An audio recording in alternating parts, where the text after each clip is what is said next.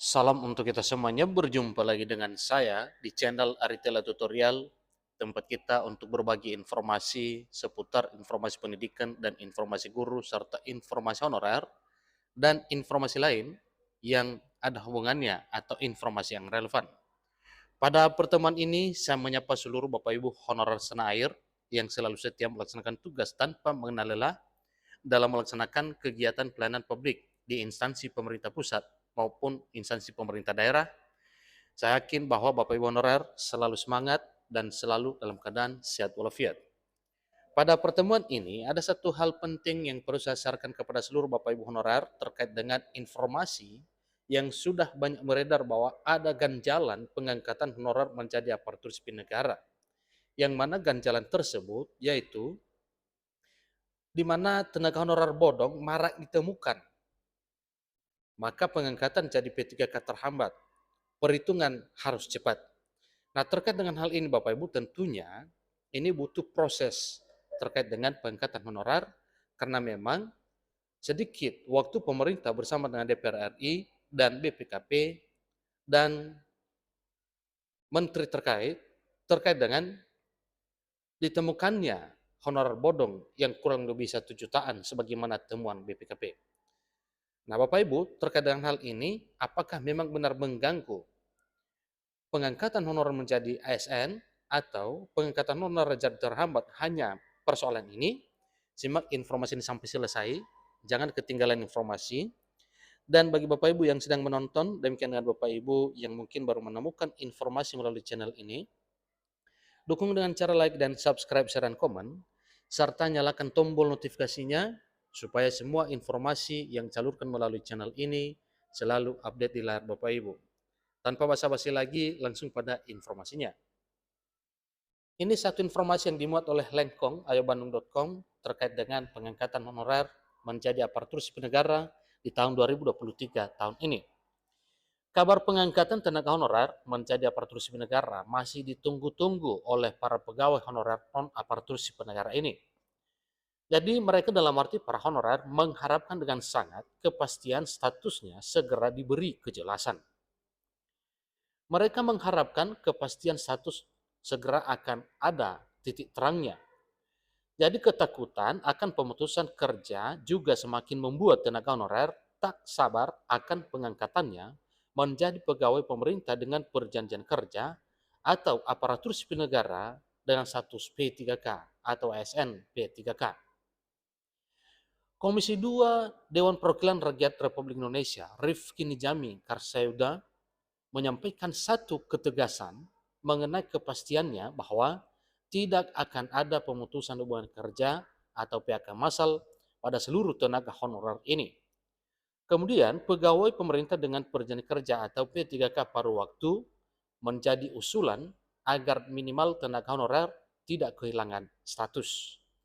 Nah, sebagaimana informasi yang sudah banyak beredar Bapak Ibu bahwa untuk menggantikan status honorer, maka semua honorer itu dialih statuskan menjadi ASN dalam bentuk P3K per time atau P3K paruh waktu. Pengangkatan tenaga honorer menjadi pegawai pemerintah dengan perjanjian kerja ini memunculkan dilema pemerintah di mana satu sisi ingin mengangkat seluruh pegawai menjadi P3K, namun jumlah tenaga honorer yang melambung sedikit menyulitkan negara. Dalam hal ini menyulitkan pemerintah.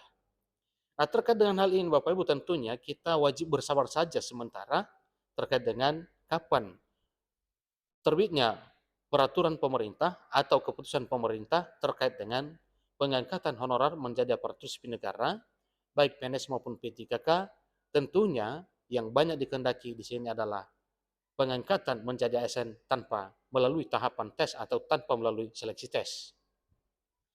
Maka dari itu selama menunggu revisi Undang-Undang Aparatur Sipil Negara disahkan pada Desember 2024 mendatang, pemerintah terus berupaya merapikan database tenaga honorer. Ingat Bapak Ibu ya, pemerintah benar-benar berupaya merapikan database tenaga honorer sebagaimana yang telah dilaksanakan sekarang, yaitu melalui BPKP melakukan penyisiran atau pemeriksaan terkait dengan keabsahan data para honorer yang telah terdaftar dalam database BKN Sehingga dengan pemeriksaan tersebut, maka disampaikan bahwa banyak temuan atau terdapat kisaran 1 jutaan lebih honorar bodong atau honorar siluman atau yang disebut dengan honorar titipan.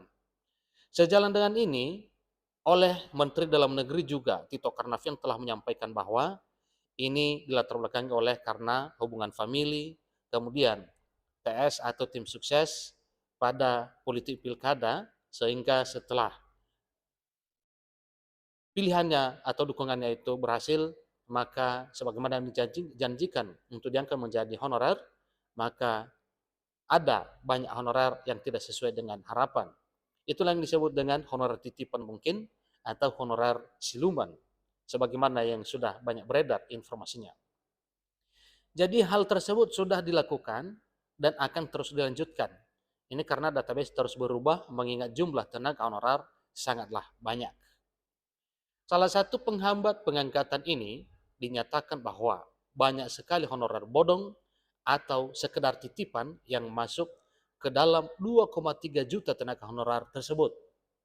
Nah, ada apa dengan ini Bapak Ibu? Tentunya data ini kalau ada hampir 50% data honorer bodong, berarti ini yang perlu dibersihkan oleh pemerintah bersama dengan DPR RI dan lembaga kementerian lain untuk melakukan pemeriksaan benar-benaran sehingga para honorer yang benar-benar honorer itu tidak akan dirugikan.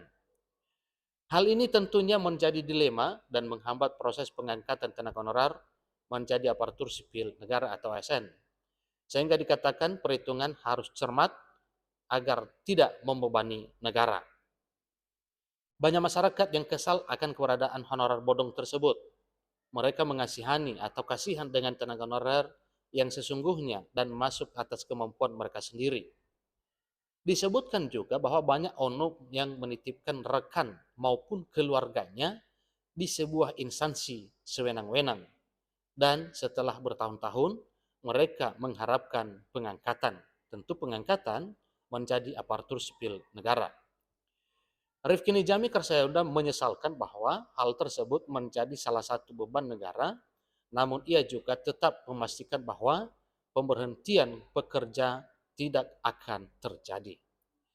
Dirinya menyampaikan satu penegasan untuk tidak ada lagi pengangkatan honorer secara sewenang-wenang selama pemerintah sedang merapikan database BKN atau database honorer di pangkalan data Badan Kepegawaian Negara atau dalam database BKN.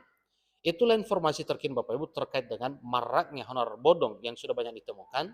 Apakah nantinya ini menghambat pengangkatan honorer? Tentunya itu tergantung kinerja pemerintah bersama dengan DPR RI dan lembaga kementerian lainnya yang ada hubungannya dengan pengangkatan honorer menjadi aparatur sipil negara. Demikian informasinya. Sampai ketemu pada informasi berikutnya. Semoga bermanfaat. Terima kasih.